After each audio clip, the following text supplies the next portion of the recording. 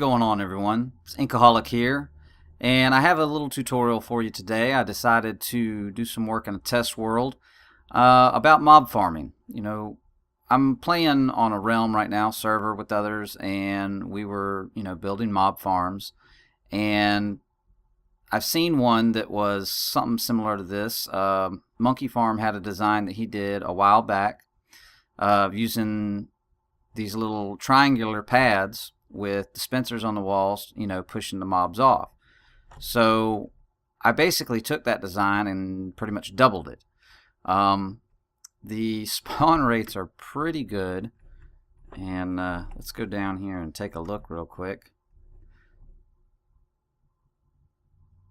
Should start seeing the drops on here. Oh yeah. But as you can see,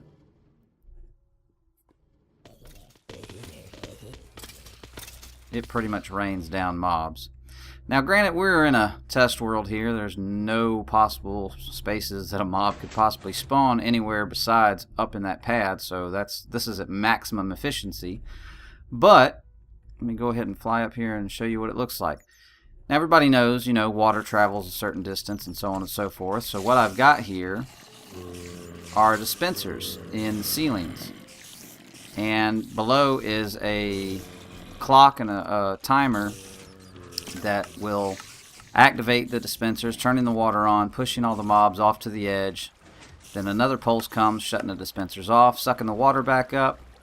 And even, a couple of them survive and stay up here, which is no big deal. They'll eventually die. But there's only 3 spawning pads. So, this I'm not going to do a tutorial unless I get a bunch of requests to do it. But it's pretty self-explanatory. When you put a dispenser up and it hits the floor, it goes out so far. Well, there's your spawnable areas, and you just build out from around it. And then what I've got over here is a row of repeaters, and I used repeaters instead of just redstone because the mobs won't spawn on the repeaters. But I did have a piece of redstone right here, and I'm pretty sure I could use a repeater there. It doesn't really matter. And a little sticky piston with a redstone block, and that way that if a mob gets pushed on here, this block will retract and they'll fall anyways.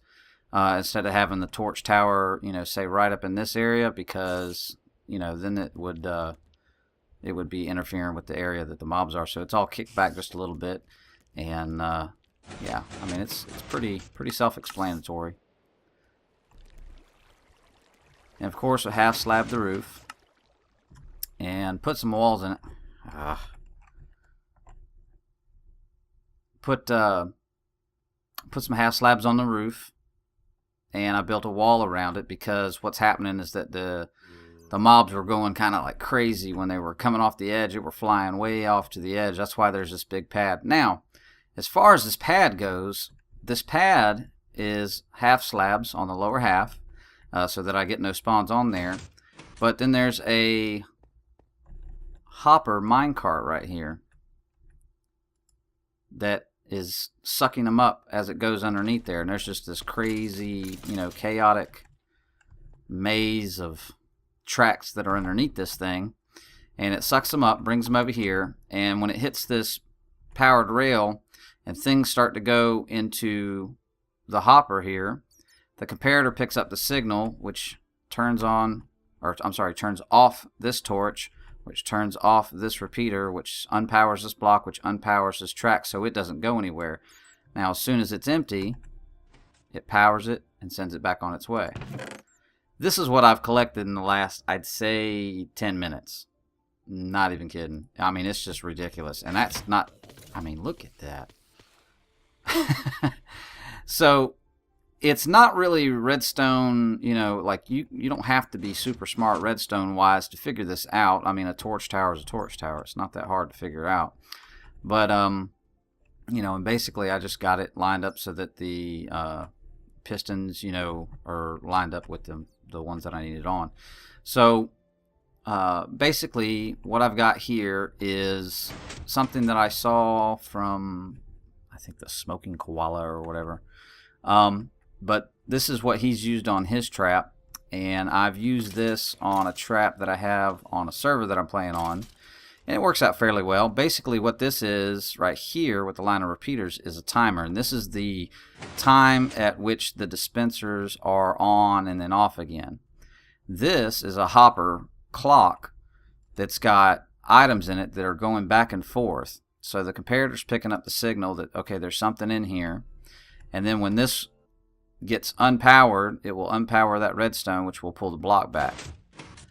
And then everything's over here, so it's already going to push this one over. Well, when that redstone block hits this, it powers this, sends the signal on around, and then hits this and lights the torch tower and so on and so forth. And then it just, rinse and repeat over and over and over again. So as you can see, this is a very, very high efficient mob farm. And just as a reminder, because of all the new mobs that are, in the game, like the witch or the skeletons and zombies with armor, because some of them might even have feather falling boots on, this thing is 50 blocks in the air before they hit the ground. So, you at least need to go that. Forget that, magic number of 24 or 25, whatever it used to be. You need to go way higher than that. Now, the only thing that won't spawn in there are Endermen, obviously, because for two reasons. It's a too high roof. Second off, it's the water. They'll go everywhere. So make sure it's a too high roof. And like I said, I will do a tutorial if you guys would want me to, but I'm not going to bother with it because, like I said, it's pretty self-explanatory. It's nothing major. I just laid it out where the water hit. And don't worry about the lava and stuff. I just added that for light and effect, and it's trying to be fancy, but whatever. So anyways, I hope you guys like this little design that I come up with. And like I said, this is kind of based on what Monkey Farm did in an old LP that I saw, and he's only using half of them, but he's using a square room instead of a diamond shaped room, and then he's got the diamonds off of the walls of the room, and it's like a big X out in the middle. So it's kind of sort of the same, but it's a smaller area. So tell me what you guys think, and let me know in the comment section below. Be sure to like this video if you've liked it, and share it, Google Plus it, shout it out on Twitter, do whatever you got to do and get it out there. So it'll really help me out, and I appreciate it, guys. Good Lord, look at the mobs. Alright guys, it's been Inkaholic, and I will see you guys next time. Take care.